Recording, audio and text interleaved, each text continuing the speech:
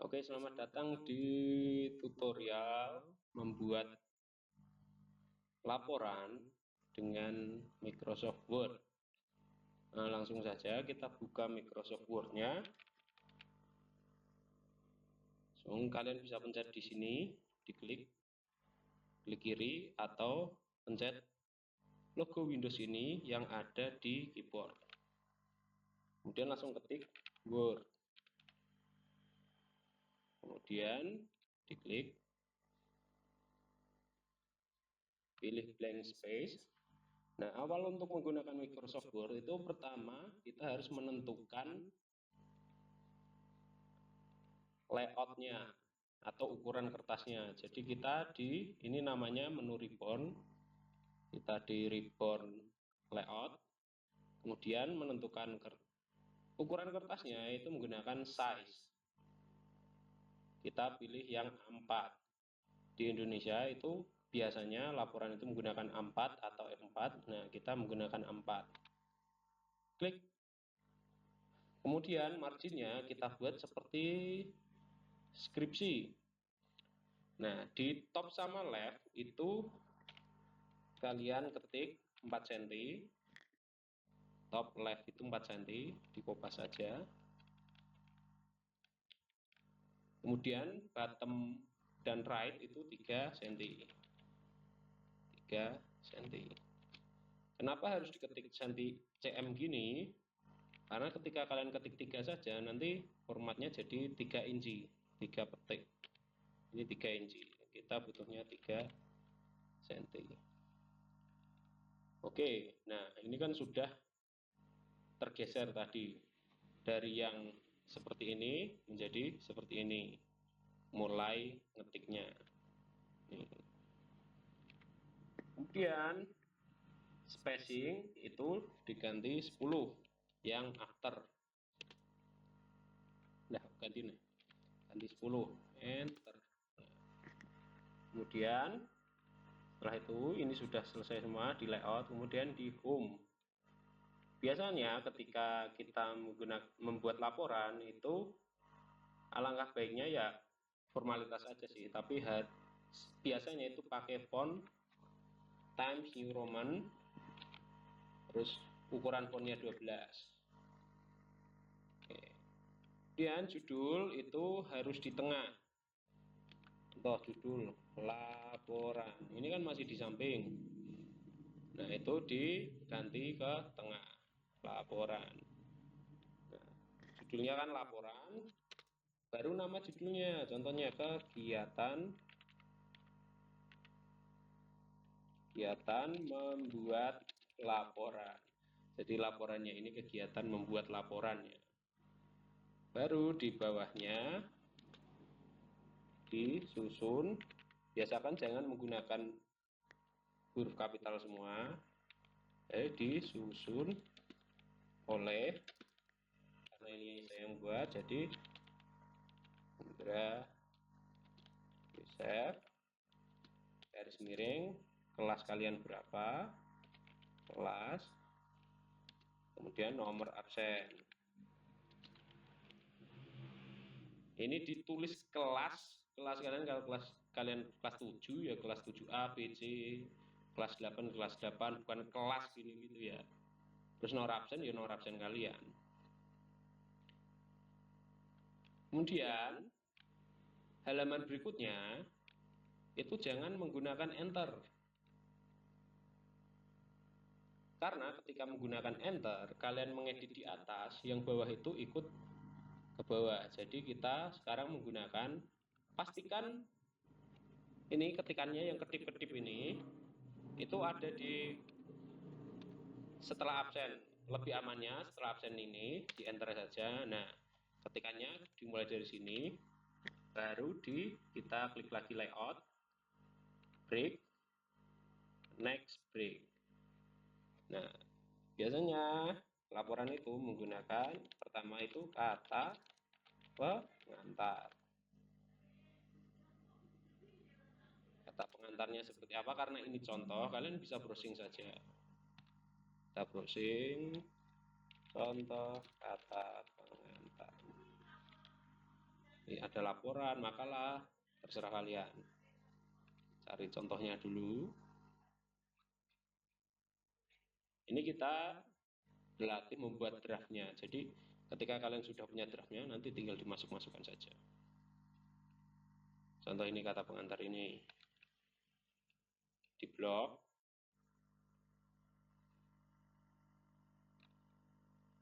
Klik kanan, copy, diminimize saja. Klik. Nah, ini perlu diperhatikan. Jadi tidak asal di paste, tapi di kanan pilih yang ketiga. Ini kan paste yang biasa. Ini pilih yang ketiga. Nah, ini kan masih di tengah semua. Cara merapikannya, kita klik home, di blok semua. Rata kanan kiri. Yang ini. Bisa kalian klik langsung atau Ctrl J. Nah, ini sudah aktif. Nah, kita pastikan kata pengantarnya itu hanya satu lembar saja, tidak perlu banyak-banyak. Jadi di backspace, backspace, backspace, backspace, backspace. Nah, ini gunanya margin tadi yang 10. Jadi ketika kalimatnya panjang, itu jaraknya tidak terlalu jauh, tapi ketika di enter, jaraknya lumayan. Nah, ini jangan dihapus karena kalian kan kopas. Jadi kita menghargai siapa yang membuat artikel ini. Jadi saya juga bisa ngecek kalian dapat kata pengantarnya dari mana.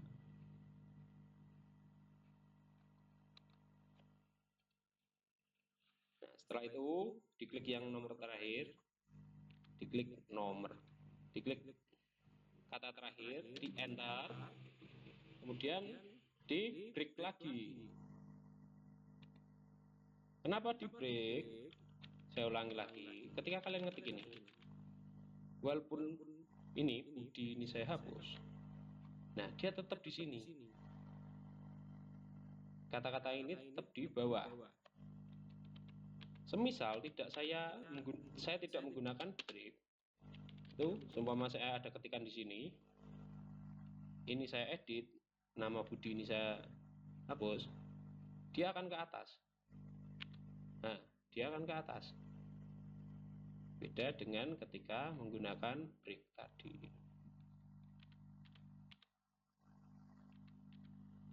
Jadi kita break lagi. Setelah kata pengantar apa? Kata pengantar, daftar isi. Masih di samping, kita tengahkan menggunakan home, center, atau Ctrl E. Ini Ctrl E. Nah, daftar isi kita isi nanti. Break lagi. Next page. Setelah daftar isi, ada langsung saja bab 1. Pendahuluan. Nah, bab 1 pendahuluan isinya apa saja? Tergantung laporannya. Karena ini contoh, kita cari saja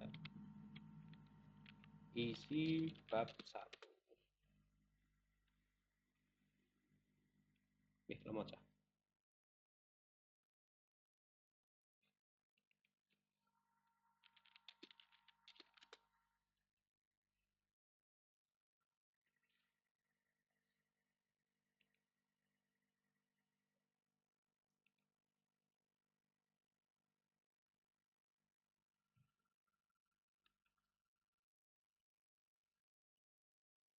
No internet. Mau sing gawe irung ya.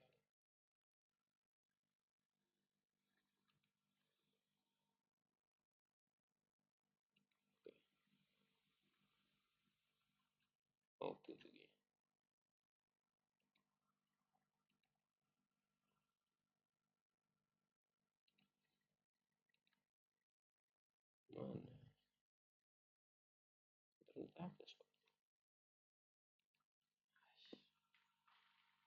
Sudah isi bab 1. Pertama itu ada latar belakang.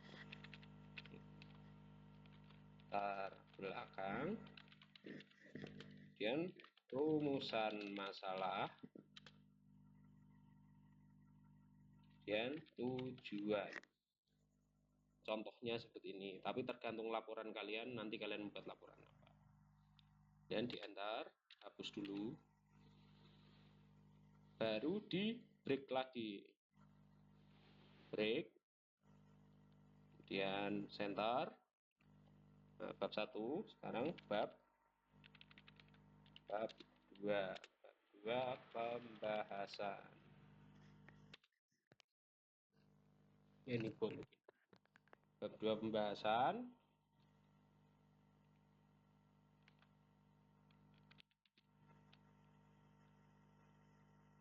Nomor 1 seperti isi kegiatan.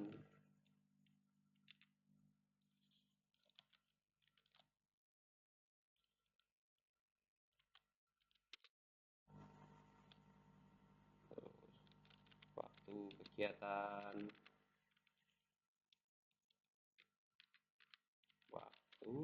kegiatan, alat dan bahan kalau kalian praktek sesuatu. Wah, alat dan bahan. Dan diantar lagi, break lagi ke bab 3, CTRL-E atau center tadi toh, Ctrl E, bab 3.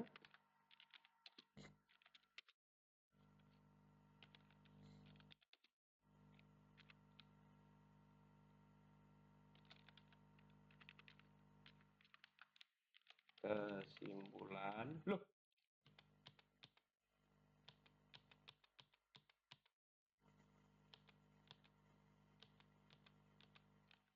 bab 3 itu isinya penutup.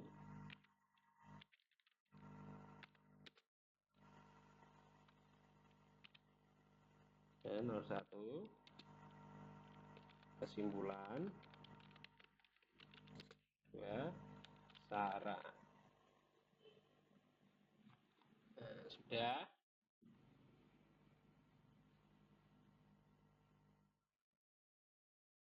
Oke. Nah, sekarang kita akan membuat halaman.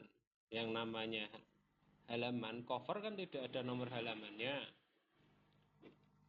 Kita buat halaman dulu. Caranya di insert.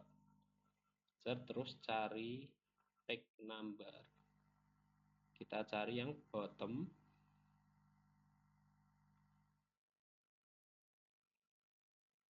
left saja, bottom right. Nah, nomornya kan ada di sini. Nah, sedangkan dimulai nomor 1 itu di cover. Nah, caranya ini diklik, kemudian unlink. Ketika di unlink, nomor 1 di atas itu dihapus. Nah, nomor 2 tidak terhapus. Kalau di link, nanti ketika nomor 1 dihapus, nomor 2 ikut kehapus. Saya berikan contohnya. Nah, ini kan masih ngelink. Ketika nomor 1 saya hapus,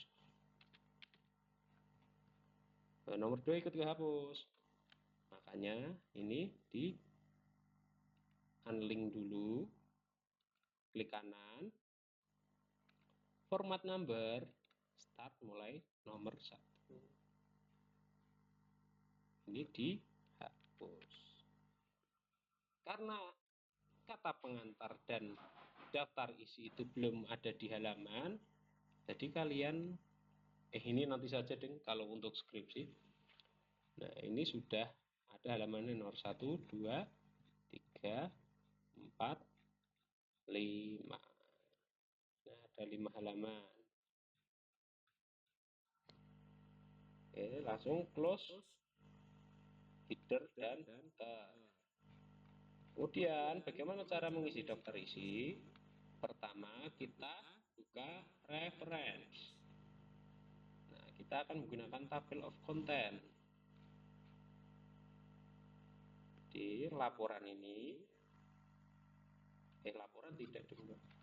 Nah, kata pengantar, add text, level 1. Nah, ini kan pindah, ya tinggal dipindah saja. Layoutnya 0, ini 10. Nah, warnanya ganti biru, kita ganti saja hitam. Pakai ini. Kita ganti lagi. Udah normal. Tandanya ini sudah masuk reference, itu ada tandanya ini. Nah, ini. Nah, jadi kata pengantarnya itu sudah bisa masuk. Sudah ikut table of content. Daftar isi juga. Reference, add, level 1. Ganti lagi hitam. Layoutnya tadi before-nya 0, after-nya 10. Bab 1 juga.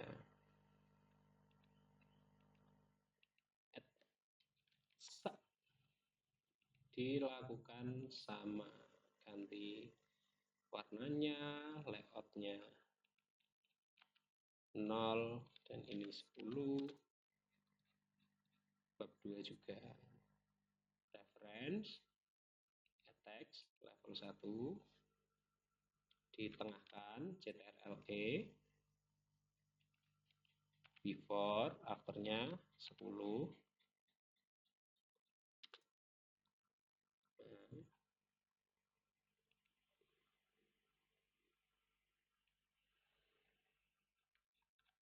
Bab 3 juga. Reference, level 1. Tengahkan, CTRL-E. 0, ini 10. Warnanya masih biru ya. Nah, kemudian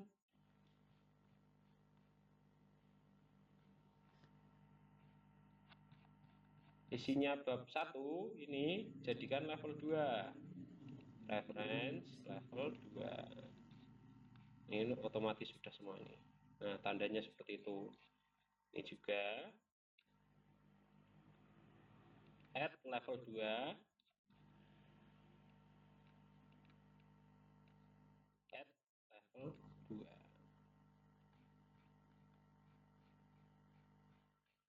Kemudian di daftar isi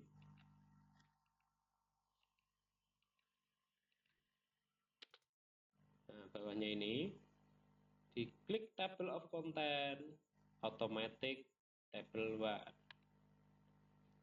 Dia akan otomatis mengisi kata pengantarnya di halaman 1, daftar isinya di halaman 2, bab 1-nya di halaman 3, isinya juga. Nah, ketika kalian ganti latar belakangnya ada satu halaman penuh.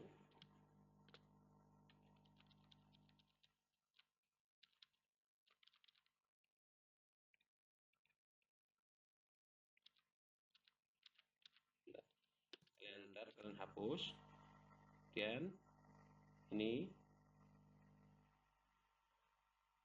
di nonaktifkan karena ini kan cuma teks biasa. Latar belakangnya apa gitu sampai satu halaman. Enter kepanjer ya.